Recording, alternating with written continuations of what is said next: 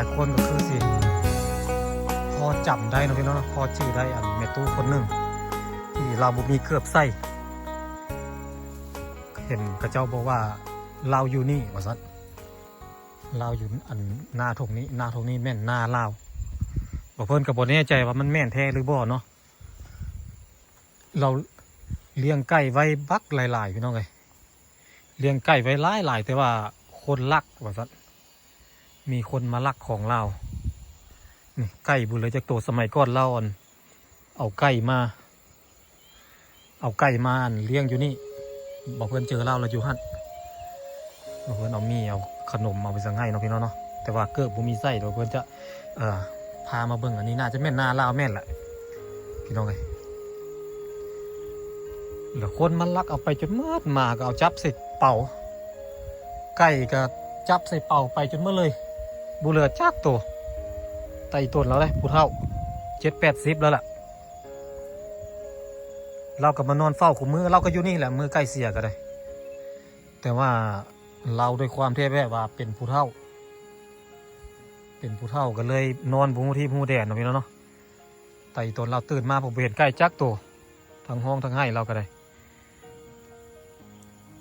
มันพามาเบิ่งหน้าเราก็จากนั้นมาเราก็บ่ค่อยได้มาเด้เราก็บ่ได้มานอนดนจังมาคอยเท่านึงลูกก็บ่มีเอาลูกคนอื่นมาเลี้ยงเอาลูกพี่น้องมาเลี้ยงเราก็ได้แต่ว่าเฮือนเรานั่นอยู่ในหมู่บ้านของพี่น้องเลยไว้มีโอกาสแล้วเพื่อนเสียนพาเรื่องของเขาเจ้าเก็บพักด้วยนะโอ้คนที่ขี่รถจักรผ่านเปล่าเพื่อนฮะมาเก็บพักพี่น้องเลยเป็นไทยบ้านนามอนเนาะ3 แม่ลูกเก็บพักไปคั่วไปแกงกินมันพอได้กินไม่ต้องไก่พักมันปลอดสารพิษมันบริมีสารเคมีมันเป็นพักธรรมชาติพักนอกพักกูดหลายได้อุดมสมบูรณ์อยู่พอได้กินอยู่อันนี้ก็เป็นตูบเราเนาะผู้เฒ่าเนาะก็เนี่ยผู้เฒ่าอยู่นี่ก็ประมาณนี้เลยบัวได้เติมเสริมแต่งไปสั่งแล้วหาเก็บไม้เก็บตอกมาค้ำมายู่ไว้ตูบก็ได้พี่น้องเลย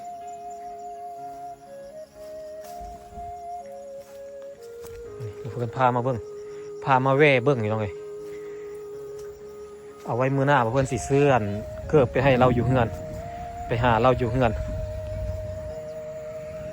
ประมาณนี้เลย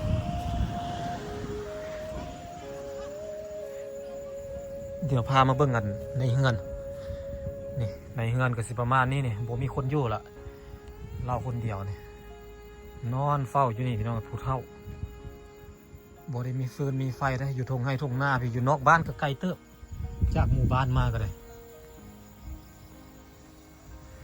กับประมาณ3 กิโลได้พี่น้องไอ้พุ่นแหละหมู่บ้านกายนี่ไปอีก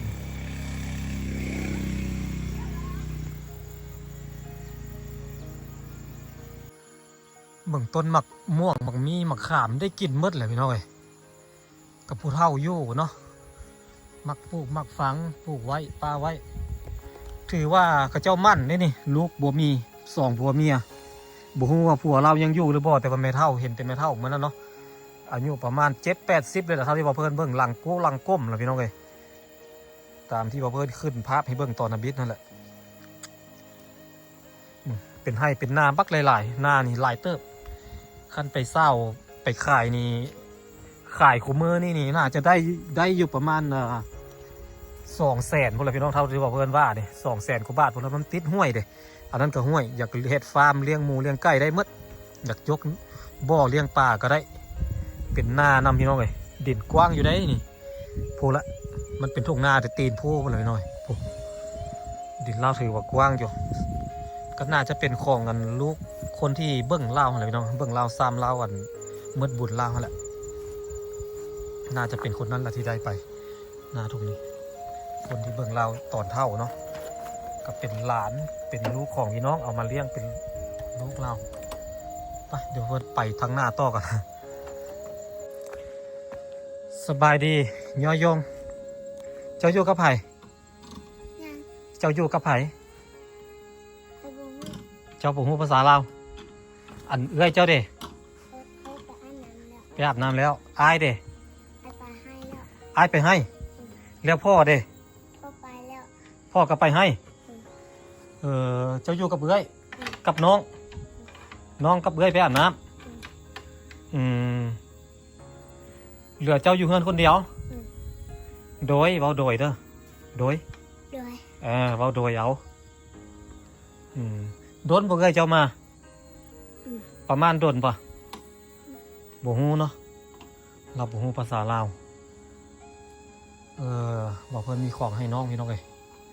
เดี๋ยวท่าน้องจักหน่อยก่อนมันยังบ่ค่ำบ่มืดปานใดจักหน่อยเรามาเนาะ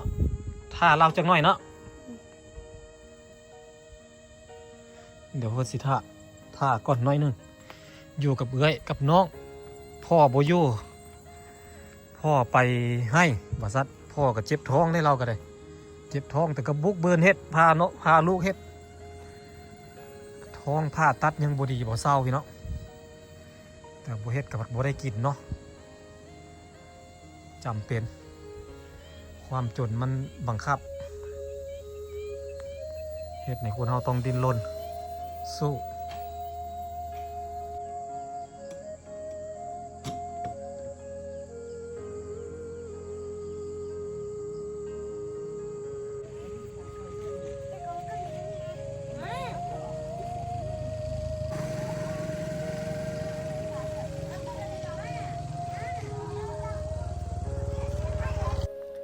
โอเคนะพี่น้องเนาะคนที่ว่าบอกเพิ่นคนที่บอกเพิ่นคิดว่าเหมาะสมแล้วก็ควรช่วยเหลือแล้วก็ควรเอาให้น้องก็คือโทรศัพท์เครื่องนี้มันอาจจะหลายคนอาจจะมองในแง่ลบก็คือมันบ่ดีเนาะให้โทรศัพท์เป็นอย่างคือบ่ให้อันข้าวสารอาหารแห้งให้เป็นเงินเป็นคำมันจะจุนเจือครอบครัวได้หลายกว่าถ้าเป็นไปได้เพิ่นก็จะให้แบบนั้น แต่ว่า FC ผู้ใหญ่ใจดีเพิ่นฝากโทรศัพท์มาให้น้องๆแล้วก็บอกเพิ่นว่าแม่นผู้ใดเหมาะสมแม่นไทยคิดว่าบ่มีอีหลีเป็นครอบครัวที่ทุกข์ยากบ่หรือว่าเป็นเอ้ยกกหรือว่าเป็นลูกสาวคนที่รับผิดชอบรับภาระของครอบครัวแบ่งเบาพ่อแม่เนาะพี่น้องเนาะเป็นเด็กน้อยค่อนข้างที่จะกตัญญูหรือว่าฮู้คุณซอยเรียกซอยงานพ่อแม่ให้เอาให้คนนั้นเพิ่นบอกว่าเพิ่นมาแบบนั้นเบาเพิ่นก็ว่าสิเอาให้น้องคนนี้เนาะพี่น้องเนาะงานลาวก็อยู่นี่แหละอยู่กับเบาเพิ่นนี่แหละเดี๋ยวเบาเพิ่นจะไปหาน้องเนาะพี่น้องเนาะงานลาวกับบ่ได้อยู่ห่างออกมาจากหมู่บ้านกับประมาณ500 เมตรพี่น้องเอ้ยเพราะว่า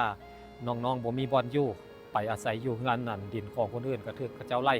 ให้มั่งให้ย้ายออกมายกย้ายออกมาแล้วก็ได้มาอาศัยอยู่ดินตอนนี้เนาะพี่น้องเนาะดินตอนนี้ก็เป็นดินของในคู่เพิ่นแบ่งปันให้จัดสรรปันส่วนให้อยู่ให้ได้ปลุกให้ได้พักให้ได้เศร้าพี่น้องลูกเราก็มีนำกันอยู่ประมาณ1 2 3 4 5 คนพี่น้องเอ้ยมี5 คนผู้หญิง4 คนผู้ชายคนหนึ่งพี่น้องเนาะผู้ชาย2 คนผู้หญิง3พี่น้องเอ้ยมี5 คนชาย2หญิง3คนที่บ่เพิ่นสิให้ก็คือนี่ก็คือเอ้ยกุ๊กเนาะพี่น้องเนาะ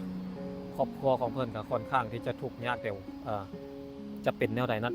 ไปเบิ่งนำบ่เพิ่นพี่น้องเดี๋ยวเพิ่นไปหาน้องก่อนน้องก็อยู่นี่แหละโอเคตอนนี้บ่เพิ่นอยู่กับน้องชื่อหยัง รู้สึกเกลียด น้องเกียร์เนาะนามสกุลหยังมงหยังนามสกุลทรงทรงนะชื่อเกียร์นามสกุลทรงเฮียนอยู่ห้องใดป .5 โดยเด้อเว้าโดยเอาเด้อโดยมันจังนาฮักอายุจักปีแล้วน้องเกียร์15 ปีอยู่ป .5 โอ้โห15 ปีอยู่ป .5 แสดงว่าเราเฮียนซ่าดินี่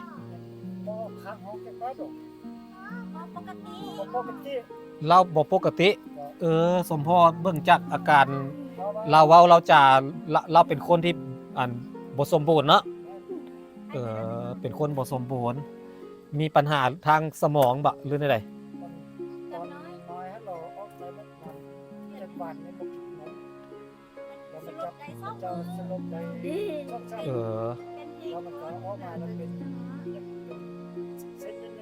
ตอนเรายังน้อยหาได้เราสลบไป2 มื้อ บ่กินนม7มื้อ เจ้า ตอนเกิดใหม่ๆบ่ ตอนเกิดใหม่ ตอนเกิดใหม่ๆฮะแล้วบ่กินนม7มื้อแล้วสลบไป2มื้อ เออ ก็คิดว่าสิบ่รอดแล้วเนาะ แม่น แล้วก็สุดท้ายมากับบัดนี้ไปเฮ็ดให้หาหมอบ่หรือได ไปหาหมอไปหาหมอ ไปเข้าอันห้องอบ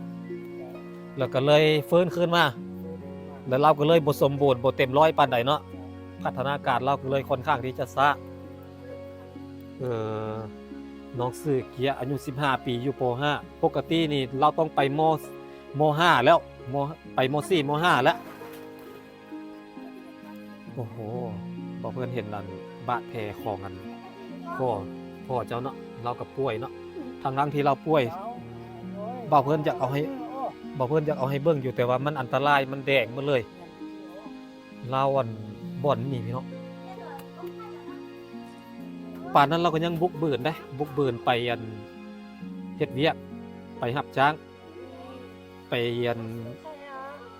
รับจ้างอันค่าหญ้าให้เขาให้เป็นฟุยได้จักฟุยมื้อนี่ นี่ได้แต่ซีฟุยไปใช่โป๊ดเด้ ขอ โป๊ดเด้ ได้4ฟุยไป เจ้าเจ้า ข่อยขออนุญาตถามเจ้าในอันแผลบาดแผลเจ้าหั่นรักษาให้มันเศร้าเลยบ่หรือว่าป้ายให้มันแดงๆแบบนั้น คือว่าก็อนุญาตเพิ่นนะเนาะเพิ่นพับตัดตัวพ่อแล้วใช้เราทำงานเอาตัวเอาใช้ออกนอกให้ส่วนหนึง โอ้เอาใส่เอาน้อยส่วนหนึง เจ้า แสดงว่ามันต้องออกมาอยู่นอกนี้แบบนี้เลย แบบนี้เลยเขากินข้าวอย่างนี้แล้วก็เอาขึ้นอันนี้ โอ้โหอันเนียงเลยเจ็บอยู่บ่ เจ็บ แซ่บๆแม่นบ่ตอนเนี้ย แม่นแซ่บ มันแซ่บเพราะว่ามันแซ่บบาดแผลแม่นบ่ เจ้าเจ้า โอ้โหบ่เพิ่นจะเอาให้เบิ่งอยู่แต่ว่ามันโหดมันหุนแฮงโพดพี่น้องเอ้ยตายอีตนเราไปรับจ้างหากันมาไปพาไอ้เข้าไปเบิ่งในเฮือนดู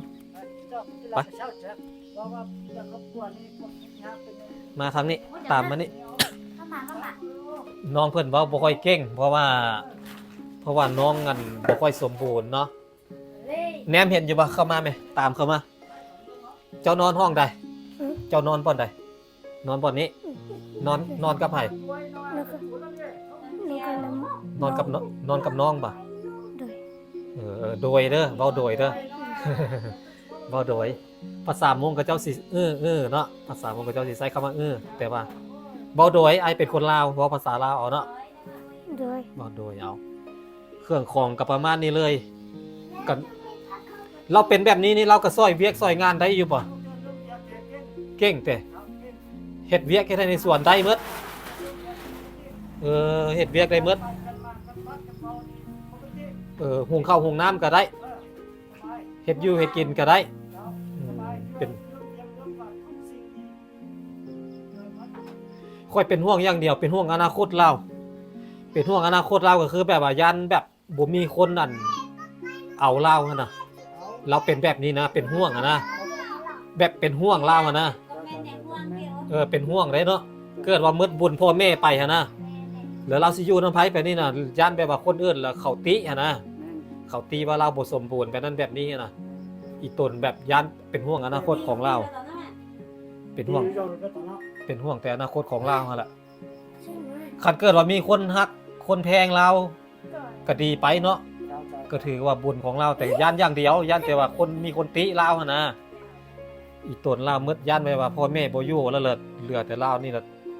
บ่มีคนเลี้ยงคนเบิ่งเราย่านเราโตคนเดียวหั่นนะอนาคตนั่นน่ะก็นี่แหละอาศัยน้องชายนี่แหละเบิ่งเนาะอาศัยน้องชายนี่แหละเลี้ยงเอ้ย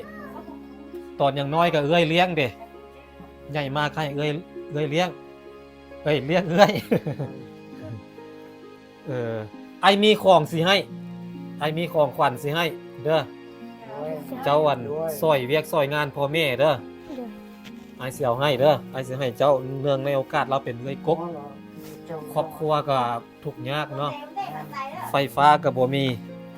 ตายกับบ่มีเนี่ยก็บ่ทันมีเพื่อโอ้ยคนนี้ยากอยู่แล้ว บ่เพิ่นต้องขอขอบมุกขอบใจขอบคุณพี่อันพี่สุรินทร์เนาะเพิ่นฝากของมาให้พี่น้องมันบ่มีอันสายสากแบตแล้วค่อยละซื้อมาให้ต่างหากนี่เนาะมันเป็นโทรศัพท์พอใช้ได้นี่แหละบ่ได้อันของใหม่แต่ก็ดีกว่าบ่มีเนาะเอาให้น้องซะเพราะว่าน้อง เพราะว่าน้องเพิ่นบ่มีโทรศัพท์ใช้เราก็เป็นสาวแล้วเด้ ใช่ลูกเอาครับ 我照带 มาสเตย์ก่อนลูกครับดี 带啊， โอเค อันนี้เป็นรหัสผ่านตัวนี้ เดี๋ยวเด้อ 别的宝带回来。 เอาลองเปิดเครื่องเบิ่งดูลองเอาออกมาเบิ่งดูเอาเข้ามาเบิ่งใกล้ๆสิจับเองบัดนี้โอเคเอาเปิดเครื่องเบิ่ง 来，黑马黑马黑马，几下几下 จับ 几下。 ดีเพิร์ดดี โอเค เอาถ้าเบิ่งเพราะว่าน้องบ่มีโทรศัพท์ใช้ เขียนเลยนะฉันเด็กก็เขียนเลยนะ จักคนลูกทั้งหมด5 คน4 คนผู้ชาย3ผู้หญิง1นี่ผู้ชายผู้หญิง1ผู้หญิง3ผู้ชาย1บอกผิดได้บ่ลองปลดล็อกดูได้บ่บ่มีรหัสเนาะบ่มีรหัสลิ้นได้เลยเนาะมีแต่เอาซิมใส่เด้อซื้อเบอร์ใส่แล้วก็ลิ้นได้เลยเอาให้อะอันนี้สายซากแบตแกเบิ่งดูตัวนี้ ใช่ใช่หายแม่ขอบใจเด้อ Hai đơn rốt á, bắt Ủa, hen hen mà. không? โอ้ยยังพอรถตลอดเลยเอาเนี่ย บ่เป็นหยังน้องพัฒนาการน้องซะแกเลย พ่อตัวนั้น น้องซื้อเกียร์ส่ง ไม่เอาตัวจัง นี่ สา แห ว ละบอกเลยคิดว่าเหมาะสมแล้วให้น้องนี่แหละเพราะว่ามันดีกว่าบ่มีอย่างน้อยก็ได้ปั่นน้องเบิ่งปั่นเน็ตบ่มีก็โดนเติมเท่านึงเอา เราต้มน้ น้องสาวล่าอยากลิ้นนำอยากเบิ่งเนาะ ำ อันนี้สายซักแบตเนาะอันนี้เนาะโอเคถึกบ่ใส่ได้บ่นี่งูมันนี่ถึกบ่เสียบเบิ่งเนาะเอาเสียบเบิ่งนี่เสียบก้นมันนี่อย่าอะเพราะว่าไอ้ยานมันบ่ถึกมันถึกอยู่บ่ไอ้ซื้อมาเสียบเบิ่งเนาะ ตัวตัวอย่าง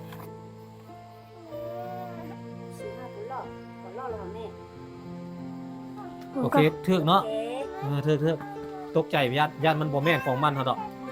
เอาบัดนี้ให้ เข้าใจแล้ว เอาเก็บไว้เอาไปไว้มื้อนี้เฮ็ดหยังกินมื้อนี้ ยังกิน ยังบ่ฮู้เลยแต่ยังบ่ทันได้ดังไฟหุบเข้าเลยเนาะเพราะว่าพ่อแม่หาก็มาฮอดน้องเพิ่นก็หาก็ไปอาบน้ำมา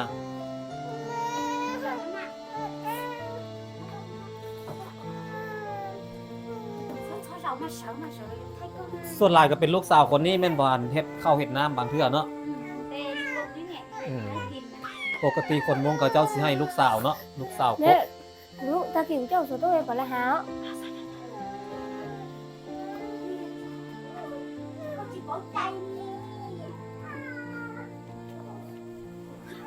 อ้ายสิเอาเงินให้ไปซื้อเบอร์เด้อเอาไปซื้อเบอร์40,000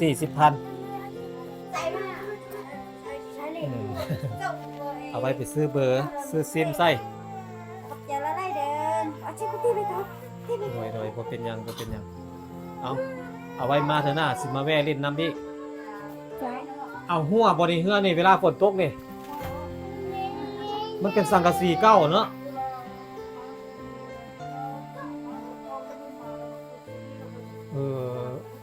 มันตัวเก่ามาเรามาปลูกอยู่นี่ มาป่ะ ฝนตกก็หัว โอ้ย ผู้ดีมาแวะลิ้นน้ำน้องเกียน้อยหนึงเนาะครอบครัวนี้น่าสนใจไปตนหลายๆคน กว่า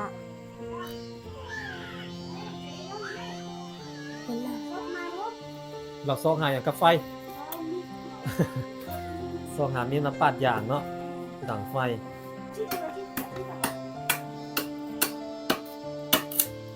มาถึงได้นะ ตอนเราเกิดนี่ก็ครบแป๊ก9 เดือนอยู่บ่เอ้ย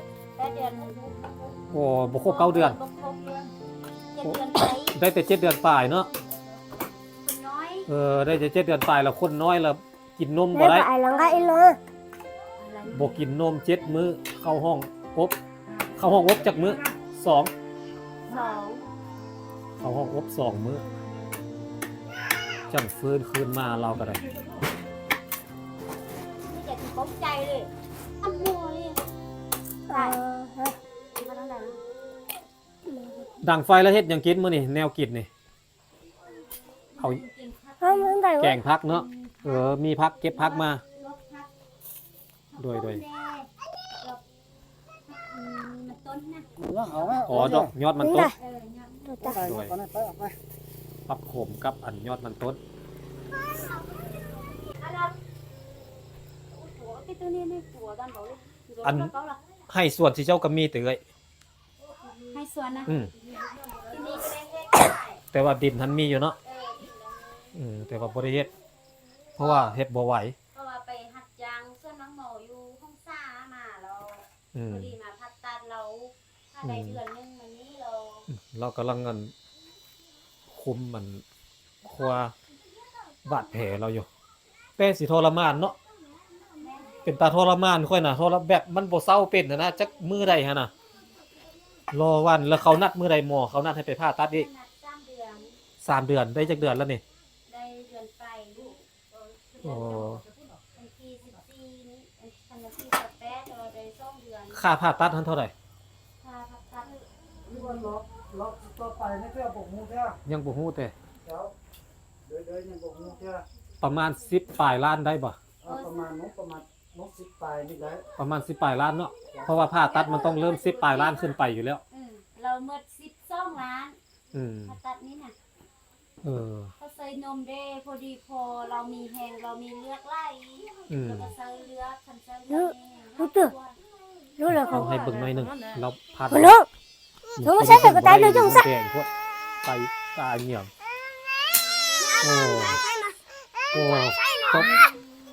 เห็นห้องน่ะ เห็นเท่าแล้ว ก็บ่มีบัตรป๊ากระเพาะแล้วบ่มีบัตรแล้วบ่มีนั่น ให้แล้วบัดนี้ แล้วบ่มีแล้วมันบ่ทุกเราทานใช้อกเนาะ โดย เราชื่ เอาไส้ออกมานอกพี่ ใช้เอามันเนาะการกินนี่คือว่าระบาดคิดใจเลย แสดงว่ากินหลายก็บ่ได้ กินนิ่มๆก็บ่ได้บ่ Chúng nó phải tôi được ta. เขาได้เวลาเขากินพร้อมเราจะได้เอาทุกอย่างต้มพร้อมคน โอ้ คนละมะกินตกปั๊บนี่นะกินแล้วก็เอาปั๊บเลย เอาทุกอย่างต้วงไว้ อาหารที่เฮากินน่ะ อาหารที่เขากิน อืม รวมมันทุกอย่างคนละมะ เออ ทั้งหม้อจะกำหนดให้ไป อีก3 เดือนเราไปผ่าตัด ครับตอนเราจะมี เล่นเหรอเนาะ 3 เดือนทันทันหม้อในนาน3 เดือนถึง6 เดือน อืม ถ้า3 เดือนนี่บ่เป็นการยิบเลย6 เดือน ต้องได้เลื่อนไปอีก ต้องเล่นเรื่อง แต่ต้องไปหาหมอให้หมอเบิ่งก่อนว่ามันยิบได้หรือบ่ได้ เลย ต้ ต้ อ อง งเขา3 เดือนปั๊บเราจะให้ทันหม้อเบิ่งโดย ยิบได้เป็นการยิบได้แล้วก็ยิบตาบ่ได้ ครอบครัวกับปัดทุกข์ยากอีกบัดนี้เนาะ สมัยทุกข์ยากแด้บ่มีแล้วว่าแม่ก็ตายไปแต่น้อยหนึงประกันกินเงินเพื่อ แม่เจ้าเฮาได้ โดยแล้วก็พ่อนาก็พ่อก็ไปเอาแม่นาแล้วก็พ่อก็มีลูกหลายคนอยู่ Nóกันแม่ ทุกข์ยากแด้ เจ้าก็ไปเป็นลูกติดพ่อไป โดดเอก ติดพ่อไปแล้วก็ลูกแม่นาใหญ่มาก็มีหยังก็ให้มันลูกเพิ่นสิสานอกเอาของอันนี้ เอาว่าเอาง่ายๆคือมูลมังสังกัญญาเขาก็ต้องให้ลูกเขา บ่ให้เขาลูกเขาหมด เขาก็ให้ลูกเขาหมดแต่เจ้านี่เป็นลูกติดมากับพ่อ เด้อ แล้ว คือว่าบ่ได้หยังเลย พ่อบ่ได้ปันหยังให้เลยแต่ ปันหยังให้บ่ได้เลยบ่ได้หยังเลยหมอเก่าก็บ่ได้จักแป๊บวงกันนึงก็บ่ได้จักแป๊บแล้ว โอ้นับแต่ว่าหมอดแกงพักแกงนี่นี่บ่ได้เลย บ่ได้หยังเลย นับแต่บ่วงตักกินนี่ก็ยังบ่ได้ บ่ได้หยังเลย เออบัดนี้นี่ Không được. ตอนนี้นี่วางแผนไปได้อันเรื่องเงินเรื่องคำนี่เก็บเงินแบบใดเอายังไปปัวบัดนี้มีเงินหลายปานใดละ ที่ว่าซุมื้อนี้บ่ควรหมดกับทุกข์ยากได้ไปมาบ่ได้เด้อแล้วก็เงินอยู่ในครอบครัวนี่ที่ว่าหมดให้ตัดก่อนมาแล้วมีแต่เงิน อืม เสาไปล้าน4-5 ล้านนี้เนี่ย เอาไปปาดเมื่อแล้ว เอาไปปาดเด้อซื้อยากันอยู่กันกินที่ว่าหมด หมดเลยบ่เหลือหยังเลย แล้วมือกลับมันจนบ่มีเงินจ่ายค่าเตียง อืม จะได้ไปยืมของอยู่ข้างหม้อหันซ่อมแซมจ่ายค่าเตียงหน่อยจึงได้ออกมา อ๋อ ออกมาก็บ่มีเงินจ้างรถนี่ได้มีลุงผู้หนึงอยู่บ้านนี้เนี่ยแล้วก็เชิญเรียกจับเพิ่นเอารถมารับเอาเงินซื้อน้ำมันก็บ่มีจักกีดเลย อืม แล้วก็มาเท่ามันนี่แล้วก็มีแต่ กระเจ้าก็ไปรับบ่ ก็เจ้าไปรับ Chúng nó có là mùng chân nâng áp bài à. เพราะว่าเฮาบอกแล้วว่าเฮาบ่มี แม่ อันช่วยค่อยแด้แบบนี้เนาะขออ้อนวอนซะว่าบ่หมด การที่ไปตอนนั้นนี่เนี่ยบ่ฮู้เลยคือว่ากันเงินที่นครปฐมที่ว่าคาดเลยคือตำหัวหน้ามาเฮ็ดนี่แหละ อืม แล้วก็ไปรับจ้างคือในนี้มื้อนี้ครับไปสิไปเมื่อวานนี้กับมื้อนี้ หาก็ได้ไปมื้อวานนี้กับมื้อนี้ โดย ไปรับจ้างกันซีดยาฆ่าหญ้าให้เขา โดยเพราะ ทั้งที่ตัวเองเจ็บตัวเองเป็นตัวเองป่วยอยู่กับบุกบืนไป โดยเพราะว่าบ่มีผู้เกอบ่มีพ่อแม่พี่น้องก็บ่มียืมเลยเนาะ บ่มีบ่อนบ่มีบ่อนคว้าบ่มีบ่อนหาซะไปเนาะบัดนี้เรื่องกันปิด Rồi, ปัวนี่ bắt đầu há của อีก3 เดือนข้างหน้านี่บ่ฮู้เลยว่าสิหาเงินจากไสมาผ่าตัด โดย ก็มีแต่ถ้าเกิดว่าพึ่งพาไผบ่ได้เลยเฮ็ดบัดหาไปเรื่อยๆบ่ โดย ก็สิหารับจ้างทำบ้านเข้า Thế ไป mà เรื่อย này ๆแบบนี้ mà เนาะ chú sắp nói rồi. ถ้ามันบ่มีเด้บัดนี้ ถ้าบ่มี Thế là chỉ bắt cái tao hay à? Đúng rồi, đúng rồi. นำเพราะว่าเพิ่นเขาเป็นสูเนาะ Này hả? โดย โดยแล้วก็ถ้าว่า Ờ, thế. 3 เดือนปั๊บ Chúng mua này hả? Có con này. 5 เสากินคำเด้อ Nó cái phai này แล้ว hả? ก็บ่มีญาติพี่น้องซอยแล้วก็สิเพิ่นให้ซอยลงเพราะอาจารย์พ่อเพิ่น giờ của lúc rồi ăn mẹ lúc thế. สื่อนี่ไม่รู้มาก่อนได้บ่เท่านั้นอดรอไว้ก่อนกันท้าว่าโอ้ฮอดมือ3 เดือนปั๊บเงินคำบ่ทันเนาะแล้วพิจารณาไปทางนี้กันท้าว่าโอ้เป็นไปบ่ได้ทุกๆอาจารย์ว่าโอ้เงินค้างก็บ่มีเงินบุคคลก็บ่มีสิแล้วก็สิได้จำเป็นรอเวลาเพราะว่าบ่มีเลย ก็คือความหวังของอ้ายเพิ่นนี่ก็คืออันถ้าไปรับจ้างรับบ้ายระหว่างจากนี้ไปหา3 เดือนข้างหน้าทางเงินบ่พอการผ่าตัด ความหวังเดียว แม่น ที่สิพึ่งได้ก็คือ เพราะว่าอ้ายเพิ่นเข้าอันพระเยซูเข้าคริสเตียน แล้วสิไปอ้อนขออันจากอันทางอันหัวหน้าอันคุณพ่อซะเนาะเขาเอิ้นคุณพ่อเนาะ โดย แล้วให้เพิ่นช่วยถ้าเกิดว่าเพิ่นเงินคลังบ่มีปึ๊บถ้าเพิ่นช่วยได้กับสาธุเนาะอ้ายเนาะ โดย ถ้าเพิ่นช่วยบ่ได้แล้วก็เฮาก็จำเป็นต้องได้รอไปเรื่อย โดย ๆซ้ำซานมีเงินอันมาผ่าตัด โดย โอ้ผมสรุปแล้วทางออกนี่ก็คือบ่มีให้เลือกเลย โดยถือว่าบ่มีให้เลือกเลย โดยโอ้ก็แสดงว่าบ่ธรรมดาเด้นี่ถือว่าคัดสนอย่างหนักเลยเด้นี่นะ เนาะ ยังนักจิตใจเลย อ่ะถ้าเกิดว่าฮอดมือแล้วค่อยกายไปกายมาค่อยก็สิถามหาเด้อ โดย ฮอดมือแล้วถ้าเกิดว่าค่อยอันมีผู้ใหญ่ใจดีเขาเจ้าอยากช่วยบ่หรือว่าเป็นผู้ใดอยากยื่นมือเข้ามาช่วยบ่รวมบ่หลาย4-50ก็ยังดีเนาะ โดย ก็ยังดีกว่าบ่มีเนาะ โดย เติมกันเอา โดย แล้วค่อยก็สิช่วยเจ้าเด้อ โดย ค่อยก็สิพยายามมันช่วยเจ้าค่อยก็สิมีเท่าใดก็สิยื่นให้ โดย เดี๋ยวค่อยก็สิรวบรวมเบิ่งว่ามีผู้ใดที่เพิ่นใจดีบ่เพิ่นอยากอันเฮ็ดบุญเฮ็ดทานนำคนทุกข์ยากบ่เนาะช่วยเหลือคนเพราะว่าอันนี้นี่เป็นเรื่องจริงบ่แม่นเรื่องแต่งแม่นบ่อ้าย แม่น เพราะว่าเจ็บอีหลีนี่เด้บาดแผลเราก็อยู่นี่บ่สามารถเปิดให้เบิ่งได้เพราะว่ามันแดง โด อั ย นมันเป็นไส้ทะลุออกมาเลยพี่น้อง โดย เพราะว่าบ่เพิ่นเอาให้เบิ่งบ่ได้เบิ่งซ้ำนี้เอาเนาะ โดย ก็น่าจะฮู้ดีครอบครัวเราก็ประมาณนี้เฮือนซ่านก็บ่มีไฟฟ้าก็ได้มาอยู่นอกบ้านหมู่ โดย นอกหมู่บ้านเพราะว่าบ่มีดิน โดย ไปอาศัยอยู่ดินกับเจ้าก็บ่ให้อยู่แล้วเนาะ โดย ให้ยะให้มางให้ย้ายค่อยได้ยินข่าวว่าเจ้าเคยอยู่บ้านผาซากแม่นบ่ แม่น อยู่บ้านผาซากปีหนึงบ่ โดยอยู่ภาษาปีหนึง เพราะว่ามีน้องคนหนึงมันเห็นคลิปค่อยล่ะเห็นน้องเห็นลูกชายเจ้านั้น มันละเสร็จมาถามค่อยว่าคนนี้เจ้าเฮ็ดอยู่ไสเพิ่นว่าซั่นค่อยละบอกว่าเห็นอยู่บ้านท่าคนนี้หมู่ค่อยมันเว้านะมันชื่อโลกิ้งลูกของเอ้ยอันไม่ดัว แม่น แม่น ลูกของเอ้ยไม่ดัวพ่อมันละเป็นคนอันยาวเป็นคนเยียวเมียนพ่อมันเป็นไอ้ โดย พ่อมันนั่นละเป็นน้องชายของแม่เฒ่า คือ ค่อ ว่าย เป็นพี่น้องกันกับค่อยพ่อมันเป็นคนยาวแม่มันละเป็นคนมก อันนี้ก็สิเล่า บั ให้ กนั้น นึ น่ะ งเรื่องเพิ่นอยู่ภาษามา9 ปีนึงเนาะ อืม สำหรับว่าพ่อแม่อยู่ทางพุ้นเขาเจ้าจะบ่ฮักว่าสิจากความทุกข์ยากสิซะเนาะ เอาจะมีพ่อแม่ทางพุ่นเตะ บ่พ่อแม่ แม่ผู้เกิดให้ตายแล้วยังแม่นะอยู่แต่พ่อ เออ เมืองปานะจ๊ะ เราบ้านเก่าอยู่เมืองปานอาจารย์เราจะได้ย้ายมานำจับพี่น้องอยู่ภาษางนี่แม่นหมด แล้วมีพี่น้องอยู่ผาซัก จ้ะ แล้วย้ายมาอยู่ผาซัก เราย้ายมาอยู่ภาษางเราจะมาอยู่ดินอันติดเอ้ยพุ่นอาหาร เออ พุ่นอาหารมันเอ้ยเอ็นดัว เออ ถือว่ามือจะได้ย้ายมาอยู่บรรทาพี่เราเพิ่นจนว่าความคิดฮอดว่าสิซะ ก็เลยเจ้าอยู่ได้หั่นได้ปีหนึง โดย บ่มีดินปลูกสร้างเฮือนแล้วก็บ่มีดินเฮ็ดให้ นั่น ก็เลยแล้วก็ด้วยความว่าคิดฮอดบ้านท่า โดย บ้านท่านี่เป็นบ้านหยังเป็นบ้านของไผ เป็นบ้านของพ่อเราครับ เป็นบ้านของพ่อ โดย แล้วเจ้าละย้ายมาอยู่นี่เลย ได้ ขอเลยกลับย้ายออกจากผาซักแล้วมาอยู่นี่ โดยเมื่อว่าเพิ่นนี่แม่นลูกทางเนาะสิซาเว้าความหมด โดย แล้วแม่ผู้เกิดทั้งเทื่อตามคำสั่งของอายของพ่อแม่เนี่ยเทื่อเขาเจ้าจะได้บอกเพิ่นว่าแม่แท้มันตายบ่เป็นคุ้มเทื่อ อืม แม่แท้มันจะอยู่บ้านตัวนี้ อืม ว่าเสียเพิ่นซะแล้วเมื่อเป็นคนเก่ามาเป็นคนในเทื่อบ่เฮ็ดบ่ได้กินนมแม่แล้วบ่เห็นหน้าแม่มาถึงมา บ่เห็นหน้าแม่ตั้งแต่เกิด ด้วย แม่แต่นมก็ยังบ่ได้กิน ด้วย เกิดออกมาแล้วก็แม่ก็เสียเลย แม่ได้จะได้นี่ปะพ่อเขาบ่ตาย เออ แต่ว่าเขาเจ้าก็ลูกหลายคนเขาเจ้าก็บ่เอาสิซะก็เห็นแล้วแต่ว่าเขา แล้ว เจ้าบ่ สมพอบักน้อยๆน่ะมันถามค่อยว่ามันบอกว่าหมู่เป็นหมู่มันว่าเนี่ยเอาไว้หลายมื้อค่อยสิพามาเล่นนํ เด้อ มันบ่เคยฮู้จักมันเว้านะ ที่ว่าผู้น้องเศร้าตัวหันแท้ดีเรากันนะ โดย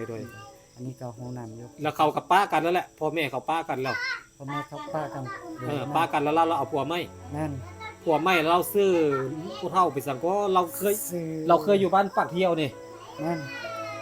ซื้ออ ว่าไปสั่งนี่แหละบางอย่างนี่แหละ สมาลืมได้ก็ เราเป็นอาจารย์นำดอก แม่นเราลุงโกงก่อนนะ ลงกงเอาสู้ๆได้เด้อ โดย เจ้าก็สู้ สู้ ๆขอให้ดีให้เศร้าเดี๋ยวค่อยก็สิเบิ่งว่ามีผู้ใดผู้ใหญ่ใจดี หรือว่าผู้ใดอยากเฮ็ดบุญอยากช่วยเหลืออ้ายเพิ่นก็ติดต่อมาได้เนาะพี่น้องเนาะก็พูดแหละอันเวลาระยะเวลาของการนั้นผ่าตัดประมาณเดือนไหนอะเดือนนี้เดือน5นี่ เดือนห้าประมาณเดือนหกสิห้าเดือนเจ็ดนี่ ประมาณเดือน6เกือบเดือน7เนาะ ประมาณว่าเดือน ประมาณท้ายเดือน6เนาะ มือออกหันวันที่17เนาะ วันที่28 แล้วมื้อนี้วันที่ยังนี่ มื้อนี้วันที่15 วันที่15บ่ฮอด2เดือนเลยนะ ยังบ่ฮอด2เดือนเนาะ เดือนเดือน เออ 15มื้อเราเต็มอีกเดือนปลาย ประมาณเดือน6เนาะ เดือน6ครึ่ง เดือนกลางเดือน6 ด้วย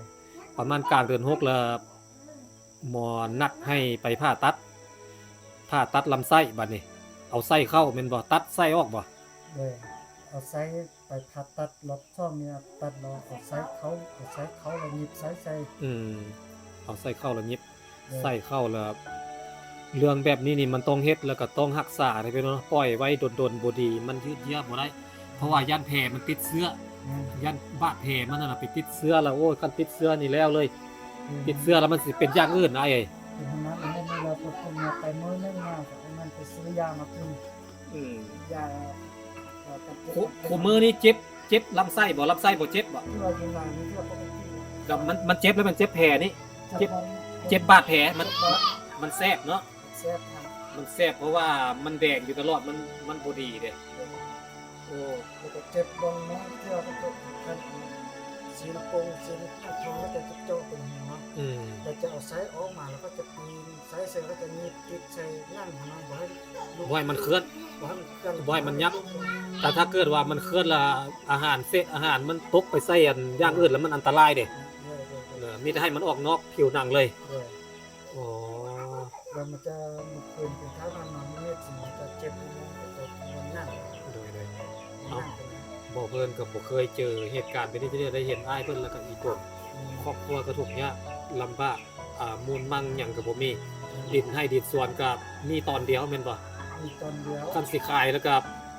เสี่ยวหยังเฮ็ดกินบัดนี้เนาะ เออ ก็จำเป็นเนาะ เออ ลูกเต้าก็พัดหลายคน ดินตอนเดียวมันก็อยู่ไกลเลยแม่นบ่อยู่ไกลหมู่เพราะว่าเฮามานํหลังเขาเด้บ่อนไกลเขาเอาไปหมดเวลาไปให้ไปสวนก็ได้ย่างไปเข้าก็ได้เป้มาแล้วเนาะโอ้โห อ่ะค่อยกลับเด้อไอ้เด้อไปขอให้เจ้าดีเจ้าเศร้าไวๆมีอะไรแล้วค่อยสิมาหาเด้อโดยโอ้ก็เป็นไตตุนเล่าอยู่ได้พี่น้องได้ครอบครัวนี้ก็ได้อ่ะบอกเพิ่นกับบุเคยบุเคยเฮี้ยงห้องแล้วก็บุเคยขอน้ำผู้ใดจ้าเถื่อนพี่น้องเนาะเถื่อนี่ถ้าเกิดว่าผู้ใดใจดีผู้ละ5ละ10อยากช่วย อยากแบ่งปันอีตนครอบครัวของเรานี้น่าจะประมาณกลางเดือนนี่ต้องไปกลางเดือนนั้นครบรอบผ่าตัดลำไส้ของเราคาดว่าน่าค่าปิ่นปัวหรือว่าค่ารักษานี่สีอยู่ราวๆประมาณ10 ปลายล้าน